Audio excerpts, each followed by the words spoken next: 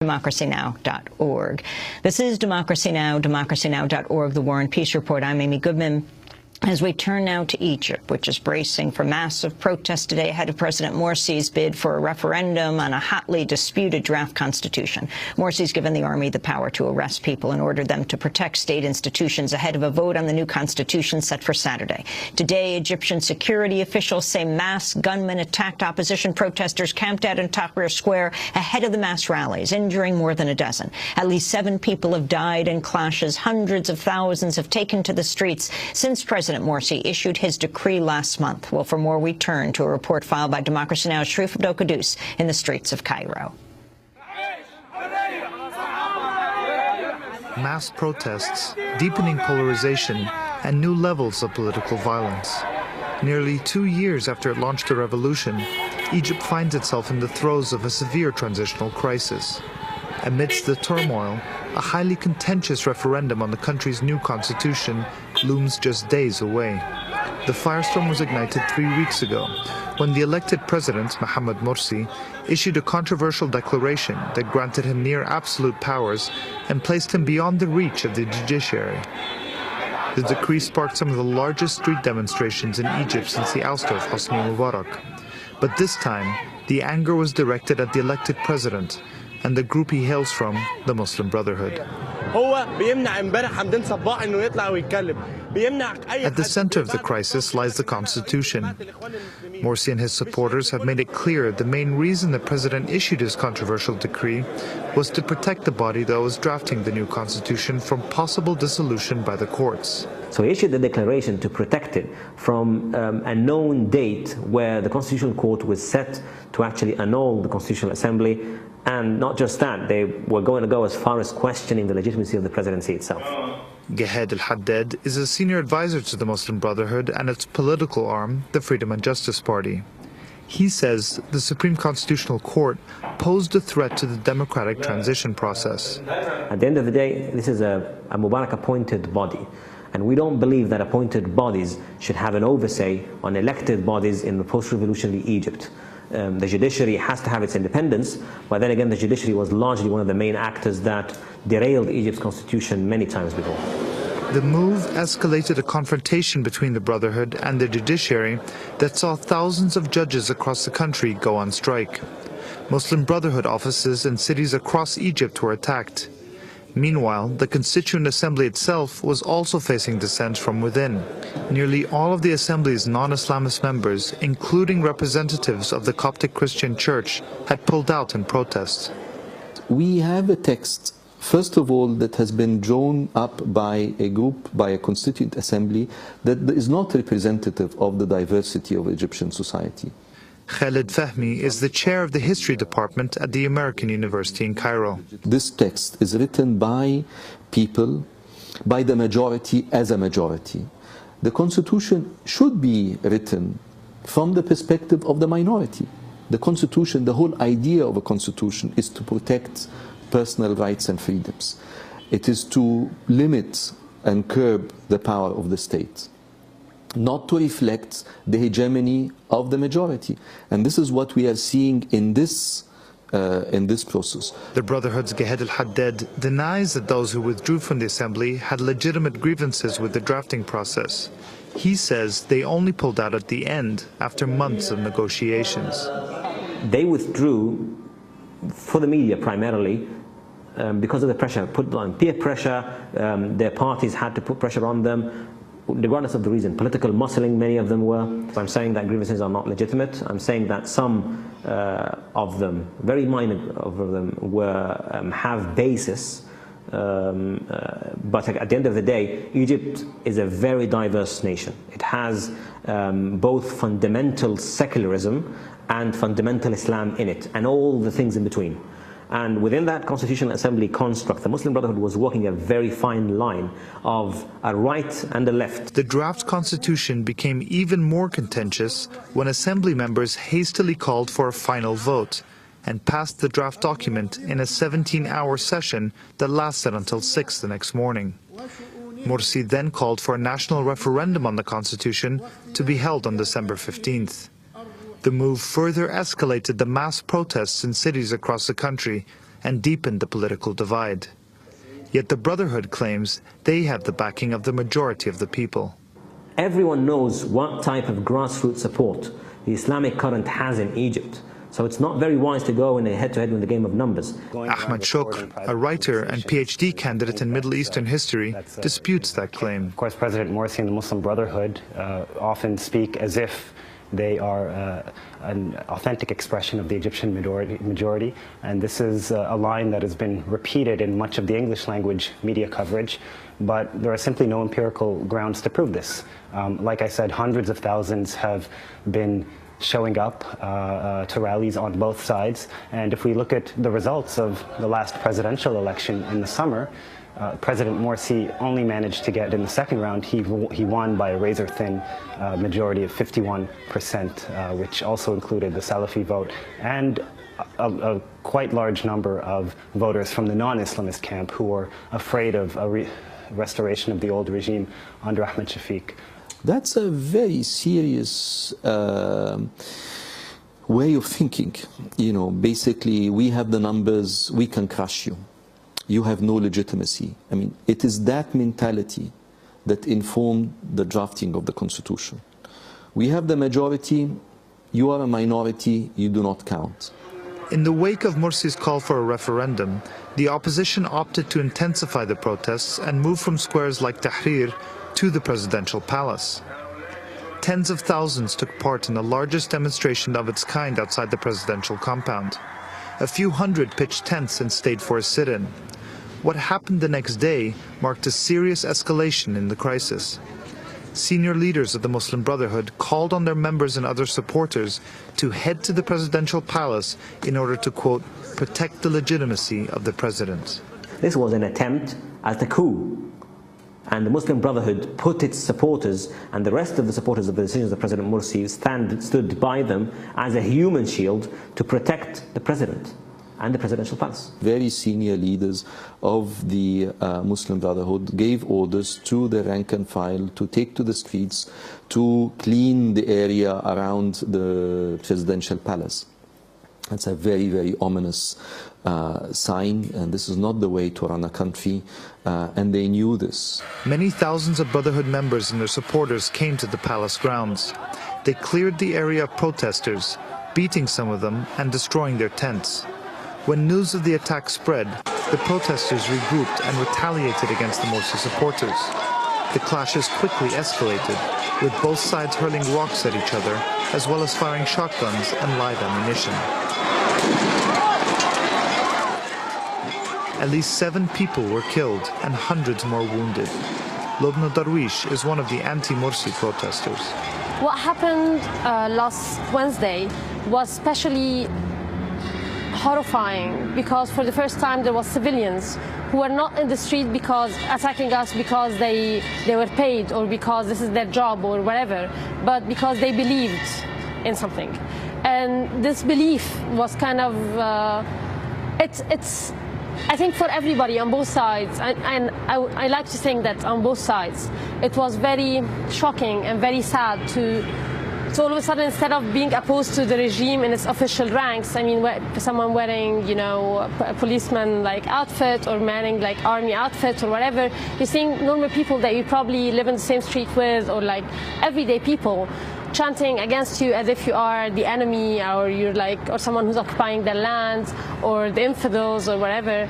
And this was a very different experience on the emotional and political level.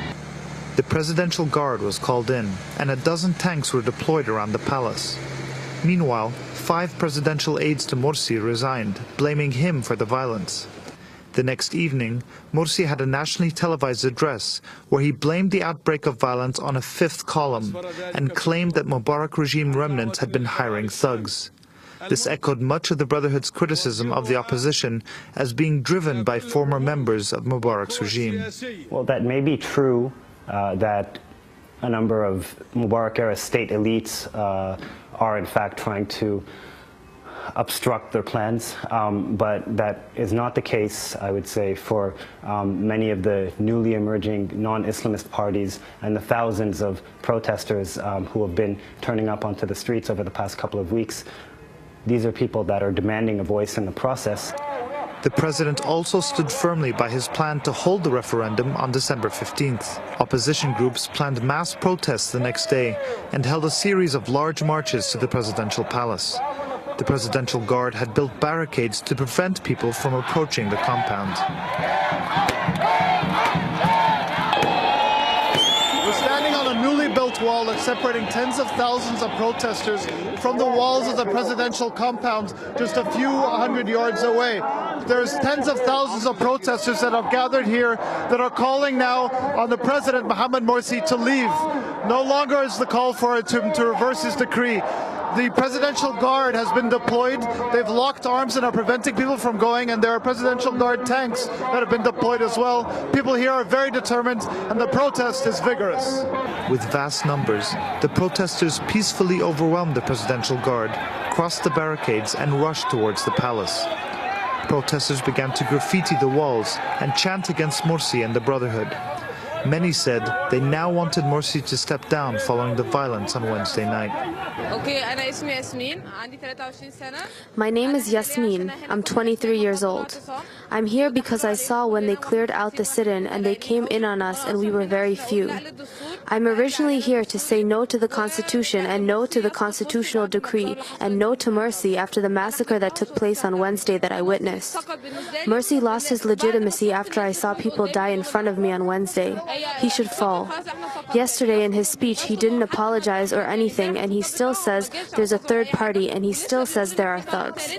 We are not thugs. In his speech, Morsi insisted the referendum go forward on December 15th. He also invited members of the opposition to a dialogue on Saturday. The National Salvation Front, an alliance of fractured opposition groups that came together for the first time to oppose Morsi's constitutional decree, refused to attend. This is Khaled Dawoud, the spokesperson for the group. The president, when he offered the dialogue over an agenda that was his own agenda, while insisting on disregarding our two key demands in his speech on Thursday. He said, come and talk to me about expanding the Shura Council, the upper house of parliament, and come talk to me about the next election law. And insisted in taking it throughout his speech that he is going to hold the referendum on the new constitution on time. So basically we felt there was no need to talk on an agenda that's already determined in advance and that ignores our own demands. The National Salvation Front is headed by Nobel Peace Laureate Mohammed al-Baradei, along with former presidential candidates Amr Moussa and Hamdin Sabbahi. The group is seen as the face of the political opposition, yet it does not necessarily represent the protest movement, parts of which are calling for a more fundamental change. Part of it is anger towards the Constitution and the decree and all this, but it's not only this. For Baradei, for Hamdin Sabbahi, for Amr Moussa, for the whole Salvation Group or Salvation Front, their demand is to be represented in this constitution. Their demand is to have a say as political, opposition. For us, we're not opposition. We are revolutionaries.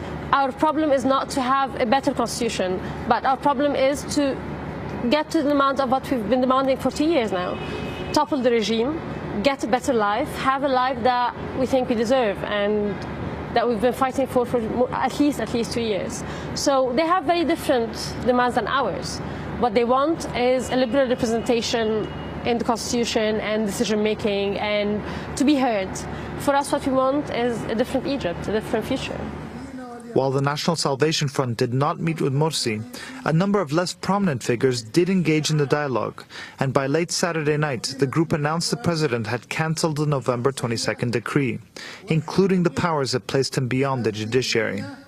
The referendum, however, would proceed as scheduled on December 15th.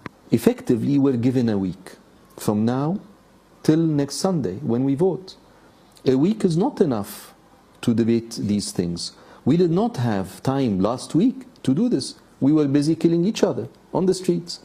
So how can a responsible president think that by giving this text to the people to vote on it in a matter of a week, he will end up increasing his legitimacy? Or, he might. But the problem is that this increased legitimacy will be at the expense of the very stability of society. Many expect the referendum to pass, given the Brotherhood's proven electoral prowess. The Brotherhood insists a vote on December 15th is fair. It's not our fault that the opposition's arguments are too weak to attract the voters. We can't be the ones responsible for paying the price for their failure to be representative to their own demographics. At the end of the day, we had an argument, they had an argument, we were voted in. The yay vote has a roadmap, the no vote has a roadmap. At the end of the day, some will find reasons to say yes, many others will find reasons to say no. Whatever the outcome, we will go through the process, and we don't mind it as long as it's the will of the people. With mass protests by both supporters and opponents of the president, the situation in Egypt remains highly volatile. The military began to deploy troops this week across the country to secure polling stations for Saturday's referendum. The deployment comes after Morsi gave the military the authority to arrest civilians until the results of the referendum is declared. The military has a stake in the outcome of the vote. Well, again, it's clear in the Constitution that the army's core prerogatives will be protected. They're getting a very good deal with this Constitution. Their budget will remain secret. They will have a strong say in national security decisions. The Defense Ministry will remain under the control of officers, not civilians. They have the right to continue trying civilians before military trials. And so the Army has essentially preserved all of their key interests and have managed in this new Constitution to carve out enough autonomy to preside over its interests without any democratic oversight. Regardless of the outcome of the referendum, protesters say they will struggle against Morsi and the Muslim Brotherhood in power. When the protests against Mubarak started, there was this term that the fear barrier was broken or crossed. And again, the fear barrier was crossed with the Muslim Brotherhood. For years and years and years, we've been terrified about what the Muslim Brotherhood can do to Egypt, and here they are. They're in power. They're unable to do anything except what exactly Mubarak has been doing for years and years. And even on the ground, we're seeing their numbers decreasing. We're seeing their support decreasing. We're seeing people who are everyday people, not people who usually accept to see them against the Muslim Brotherhood, saying that this is enough, we're not going to take this. These people want to steal this country from us. We're not going to let them do it. And I think for the 80-something years that the Muslim Brotherhood have been operating, this is, I think, the lowest popular support moment. Because the Muslim Brotherhood is resorting to violence and is saying, we are much more than you are, we will crush you, if not by the police or the army or the presidential guards, then by our own thugs. This is what the leading members of the Muslim Brotherhood had explicitly said. But the determination and the principled opposition with their bodies, nothing else, is again what gives me confidence that the revolutionary spirit in this country is very much alive and kicking. For Democracy Now!, I'm Sharif Abdel Kouddous with Hani Masoud in Cairo, Egypt. Thanks so much for watching this report from Democracy Now!, your daily independent global news hour. We don't accept advertising or corporate funding, but rather rely on donations from viewers like you. Please make your contribution by visiting democracynow.org. We need your support today to keep bringing you this hard-hitting, in-depth reporting.